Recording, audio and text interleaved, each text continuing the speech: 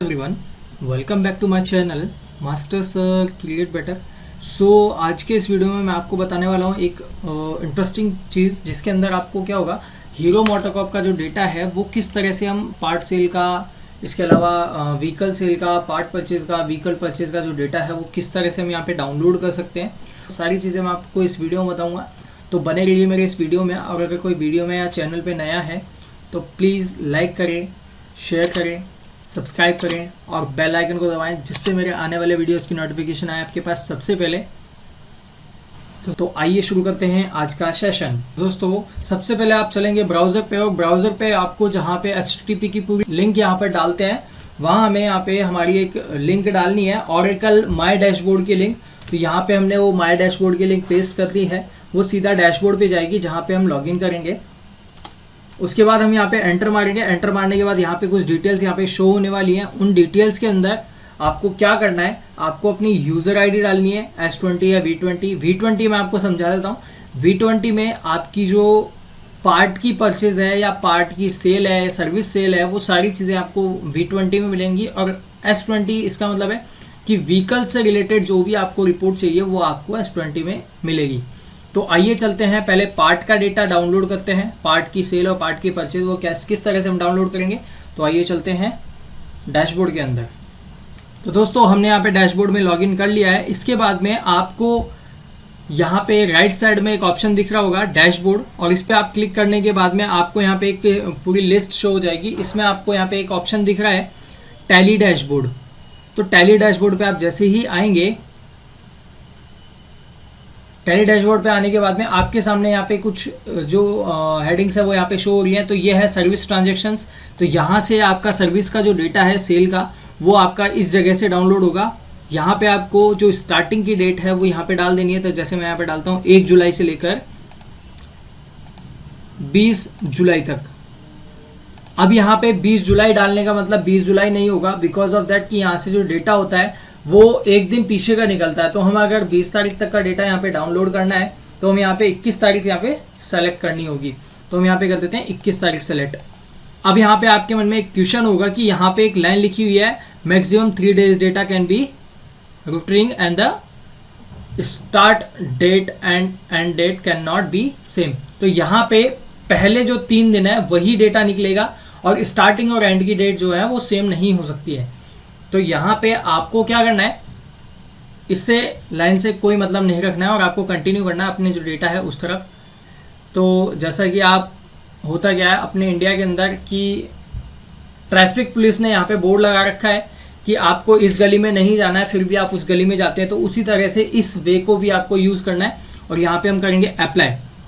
Apply करने के बाद में आपका यहाँ पे डेटा जो है रन कर रहा है। रन होने के बाद में आपके सामने आपका जो डेटा है वो यहाँ पे डाउनलोड हो चुका है। आप सबसे नीचे बिल्कुल आएंगे स्क्रॉल करके, और इधर करेंगे स्क्रॉल इसको, और एक्सपोर्ट पे क्लिक करके यहाँ पे करेंगे एक्सपोर्ट 2007 पे क्लिक। और यहाँ पे जैसे ही आप क्लिक करेंगे, क्लिक करने के बाद यहाँ पे प्रोसेसिंग दिखाएगा, और आपका जो डेटा है पार्ट सेल्स का, सर्विस ट्रांजेक्शन्स जो है आपकी यहाँ पे ओके करने के बाद ओपन हो जाएंगी। देखेंगे आप, मैंने ओके किया और ओके करने के बाद यहाँ पे डेटा आपका ओपन हो चुका है। ये देखेंगे आपका जो डेटा है वो ओपन हो गया है। इसके बाद में हम आते हैं हमारा जो सर्विस ट्रांजैक्शन के बाद पार्ट परचेज।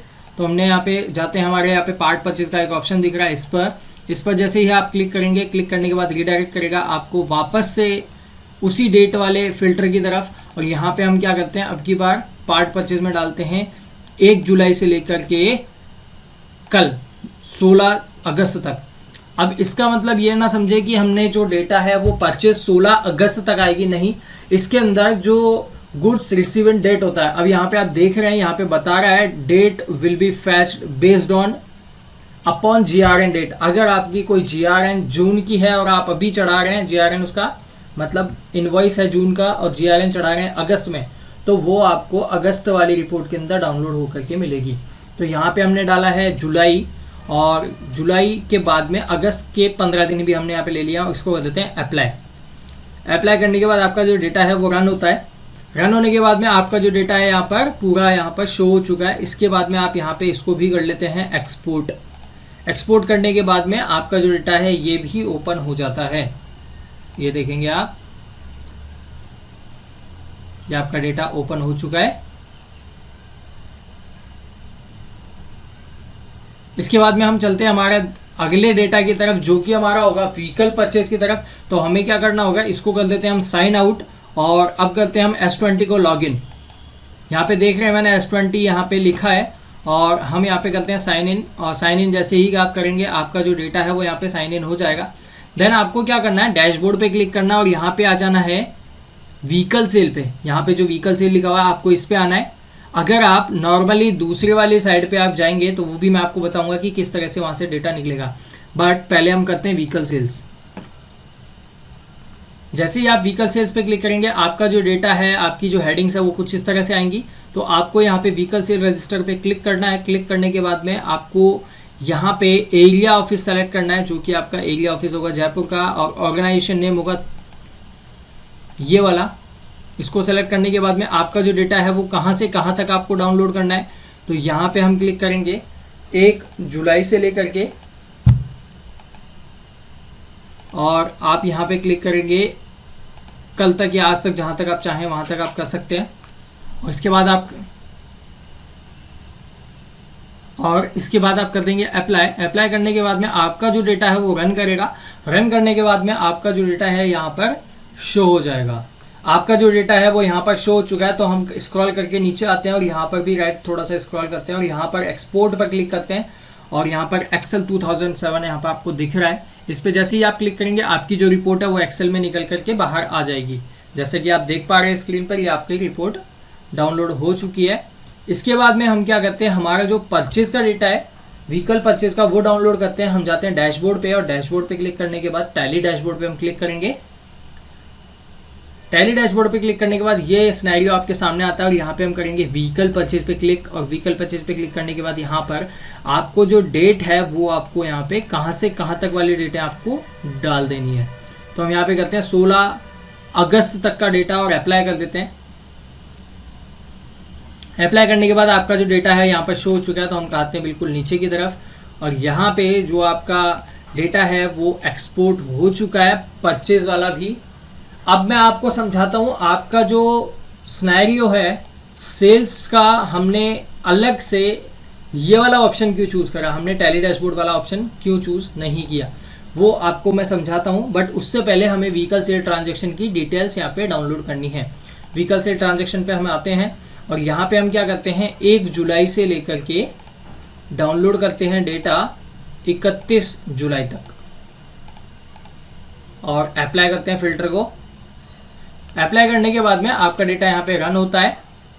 रन होने के बाद आपका जो डेटा है वो डाउनलोड हो जाता है। तो हम आते हैं हमारे नीचे की तरफ, और यहाँ पे एक्सपोर्ट पे आप क्लिक करेंगे। क्लिक करने के बाद यहाँ पे आपका जो एक्सेल है वो डाउनलोड हो चुका है, और ओके के यहाँ पे अब क्या करेंगे, हमने सारी एक्सेल है वैसे तो अभी तक बंद करी है, बट हम इसको ओपन रखेंगे। क्यों रखेंगे मैं आपको समझाता हूँ। यहाँ पे जैसा कि आप देख पा रहे हैं हमारे यहाँ पे डीलर नेम है, यहाँ पे हम सारी चीज़ें यहाँ पे देख पा रहे हैं, इनवॉइस नंबर, कस्टमर का नाम, कस्टमर आईडी, यहाँ पे ये चीज़ें अवेलेबल है। इसके बाद में आपका चेसिस नंबर आ चुका है, वेरिएंट आ चुका है, विन नंबर आ चुका है, ये सारी चीज़ें आपकी यहाँ पे अवेलेबल हो रही हैं। बट यहाँ पर कहीं भी आपका फाइनेंसर का नेम नहीं आया है। तो यहाँ पे फाइनेंसर का नेम नहीं आया, आरटीओ कब का है वो नहीं आया। तो हमारी जो दूसरी रिपोर्ट हमने डाउनलोड की उस रिपोर्ट को देखते हैं। तो दोस्तों ये हमारी दूसरी वाली रिपोर्ट है। इसके अंदर आप देख पा रहे हैं यहाँ पर हमारी सभी डिटेल्स वही का वही हैं। आप देख रहे हैं अभी तक यहाँ पे सभी डिटेल्स वही आई है, बट आगे की तरफ अगर आप देख रहे हैं यहाँ पे हमारी फाइनेंस कंपनी का नाम आके शो हो चुका है। इसके आगे की तरफ अगर आप देख रहे हैं तो यहाँ पे आपका गाड़ी का रजिस्ट्रेशन नंबर शो हो रहा है। इसके जो सारी डिटेल्स है वो सारी चीज़ें आपको यहाँ पे शो हो रही है।